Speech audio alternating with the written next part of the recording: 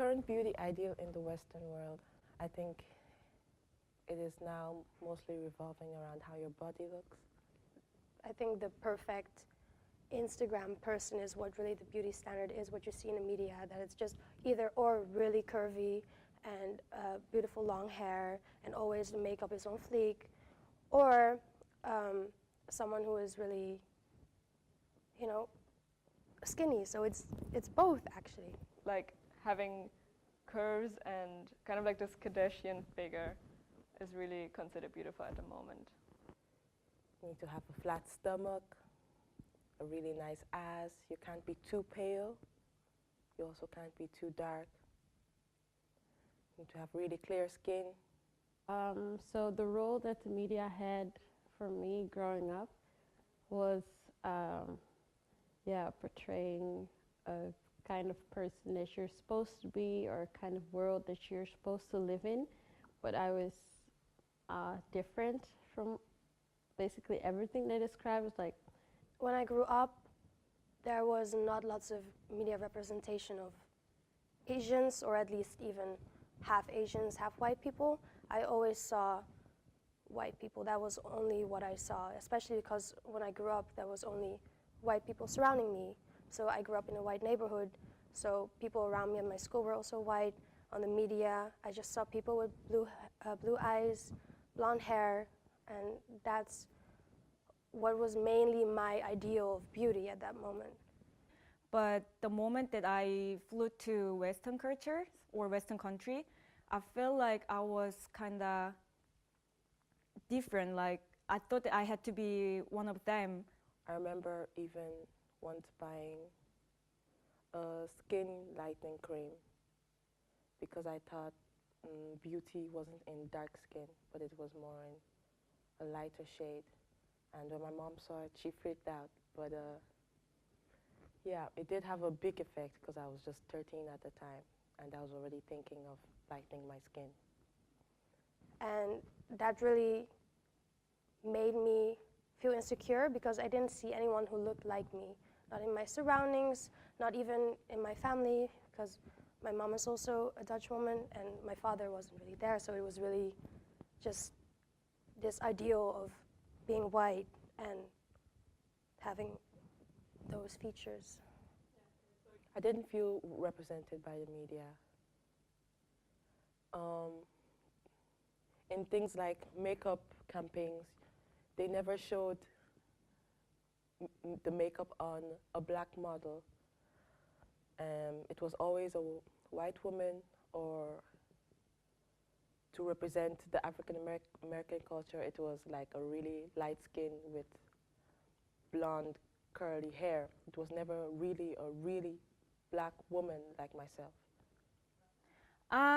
You know, the one thing that I found out was the moment I arrived to the Netherlands, so there was the magazine that I accidentally read, and I realized that although there are a lot of Asian people living in the Netherlands, there was no Asian models. So, of course, I never saw really those attributes in myself, and of course it made me insecure because I was like, oh, I'm not considered beautiful or whatever. So, yeah, it really affected the way how I saw myself and how confident I was. growing up in a Western world, everyone is kind of the same. And as I'm more, like, I don't really fit into the Western world and their concept. Yeah, it was like they're talking about their own kind of people and their own kind of ways of doing it, their own culture, but it was not me, basically. I had experiences with both sexism and racism, but mostly racism. I've been told quite a few times to go back to my country, but I have an Irish passport, so I consider Ireland my country, so I don't know where they want me to go back to. Like, I played hockey for 9 years, and that's usually a sport where not lots of foreign people play that. And one of these encounters that I really remember when I was a young kid was that people, like even a coach of my hockey team, would scream at me and say, "Cover the brown one," which I'm not even that brown, which really, I was also running. I was like, what is that okay? On the racism, like it was kind of like my daily basis in Australia, because they were surprised that I was able to speak English, and they just surprised that like I exist in Australia, or stuff like that. And even at school, people who would just walk by and be like, yeah, look at that Chinese getting her bike, but I'm not even Chinese. So it was just really weird things where people would just come up to me and say like, ni hao, and then laugh at me really loud, and then just walk away. And it was just, like now it doesn't bother me that much anymore, but just the fact that people think it's funny or just think this will insult me is just really, at least when I was really insecure still and didn't really feel like I belonged anywhere, that was really hard. It was like a punch in the face, like, yeah, you're different. Good luck with that. I think my biggest insecurity growing up was it was too curvy, I think, because everyone around me was trying to be super skinny and go to the gym and everything and be fit. So I also basically jumped into that lifestyle, basically. But luckily, I got out and yeah, just accept myself for where I am. When I was younger, I had a lot of insecurities, but I think now my only insecurities are maybe my nose, Yeah, growing up, what I was really insecure about was my height. my stomach. I really want to be like, but I'm not there yet. Maybe eyes, like, you know, when you see all these like Western people, they have big eyes and they often make fun of these Asian eyes. So I still kind of feel insecure about my eyes. The other thing would be my nose. It's still the monolids that I have. At least it's still a constant battle with myself. Usually when I laugh like really hard, you really see my monolids, and I really used to hate that because I just felt it just didn't seem like it was normal, at least in my surroundings. So that was something that I really struggled with my eyes. I'd always try to not post pictures of me laughing because then you would really see my Asianness. So that is something I still struggle with, but I'm coming to appreciate it more because I know that it's normal and it's not just a different thing. It's not, yeah. What I love about myself is my height. I also love my teeth. I think they're very nice.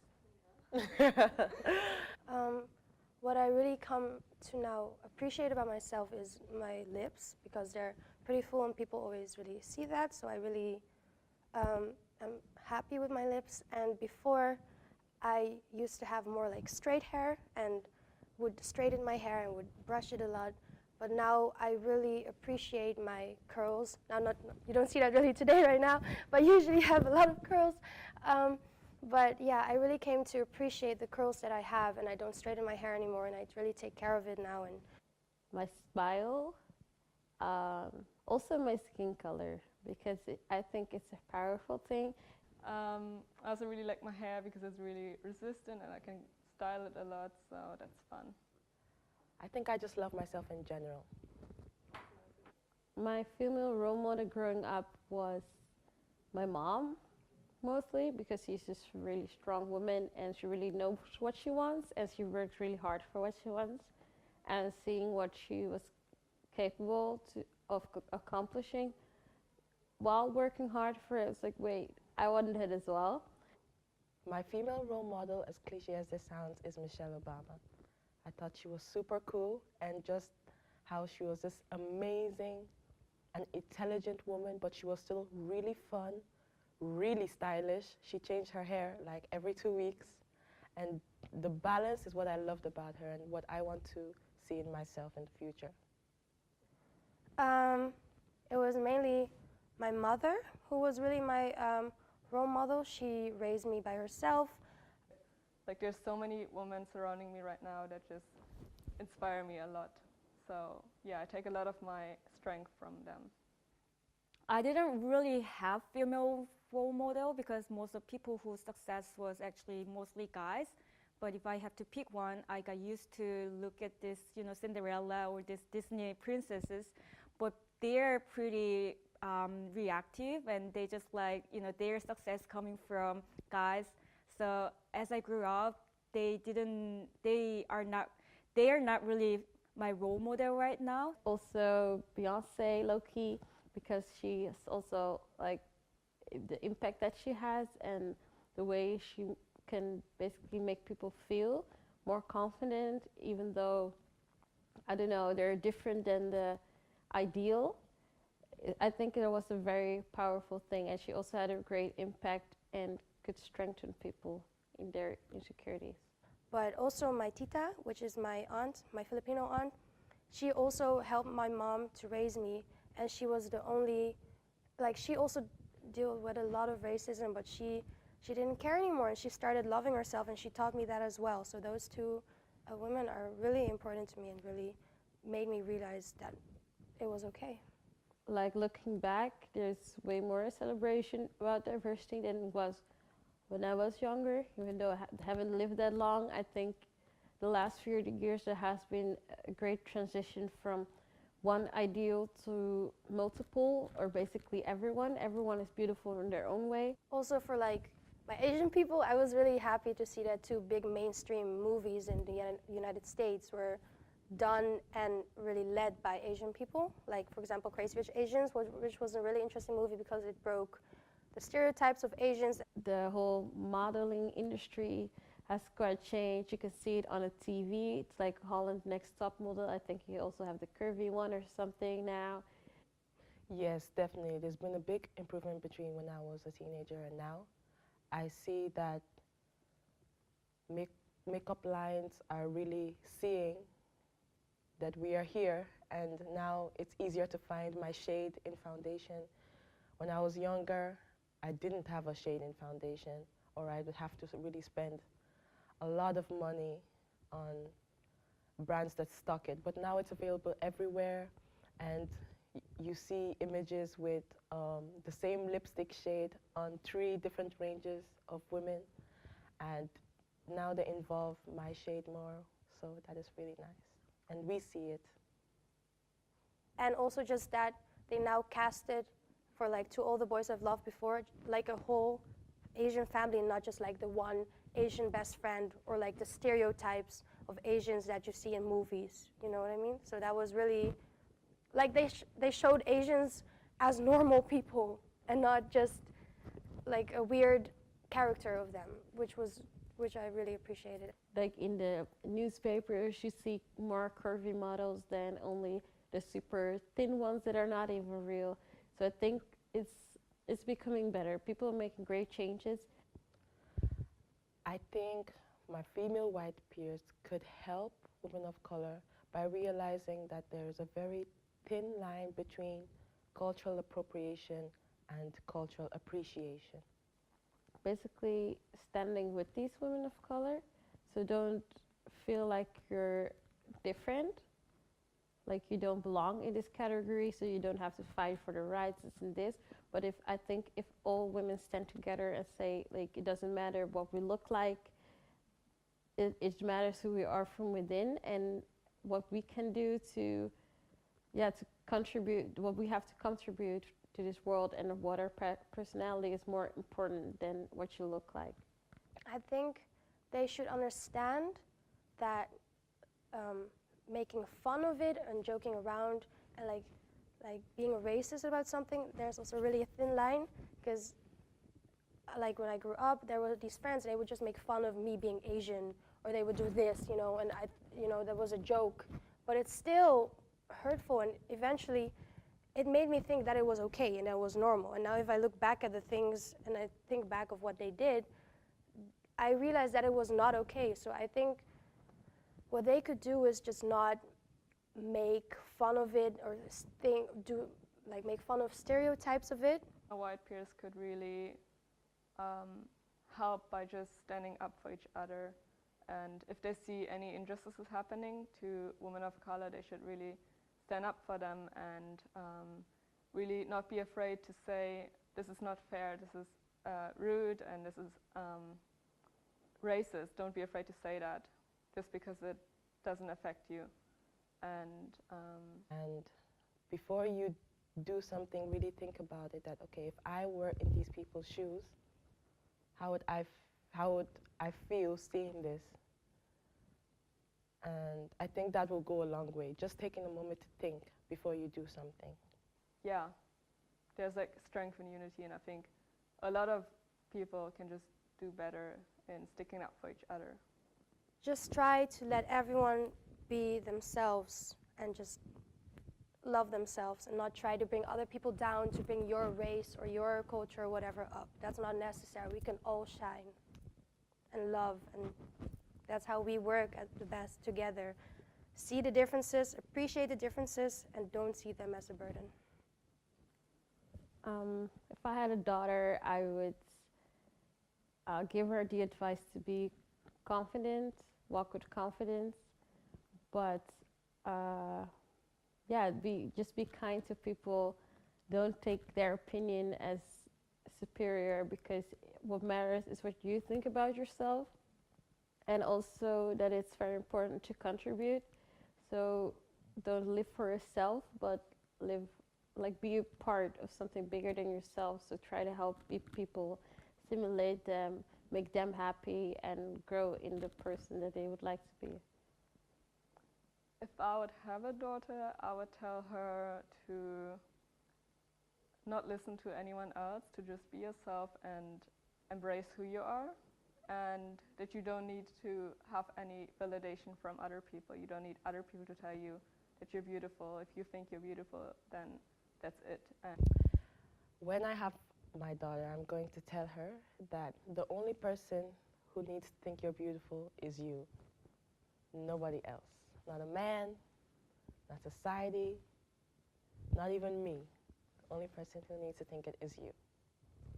Well, if I have a daughter, I would advise her to be not listening others what people say, because I didn't live I'm not that old, but from my experiences, it's kind of like wasting time and energy to listen what other people say and follow it over and over.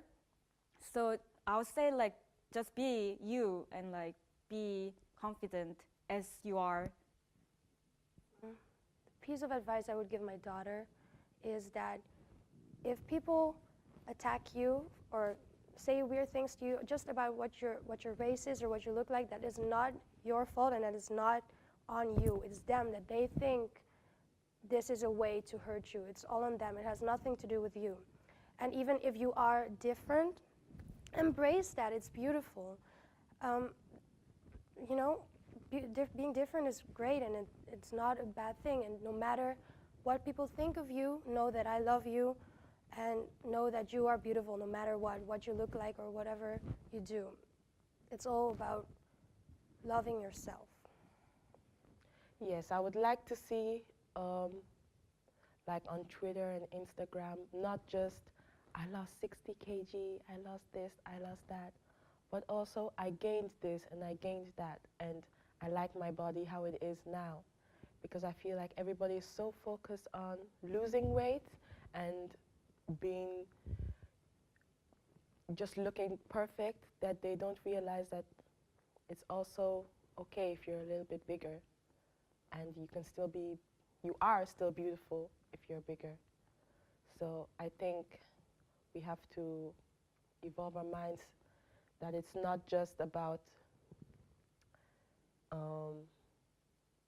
being skinny and looking a certain way. It's everything looks good. Yeah, that's what I think. I guess that, for example, for the Asian people, that they really need to embrace their beautiful monolids, and that it's okay and that they're beautiful and that you don't have to fit these Western standards. And also, what I really know from the Philippines is that people whiten their skin, they bleach it, they use creams and everything, and I just wish that people embrace what they are. Also with white people that are now trying to become more brown and go tanning and stuff, I just want you to embrace that what you are and that you're beautiful, and you don't have to change your race, your color, or whatever, and just appreciate how beautiful you are as yourself. Yes, thank you.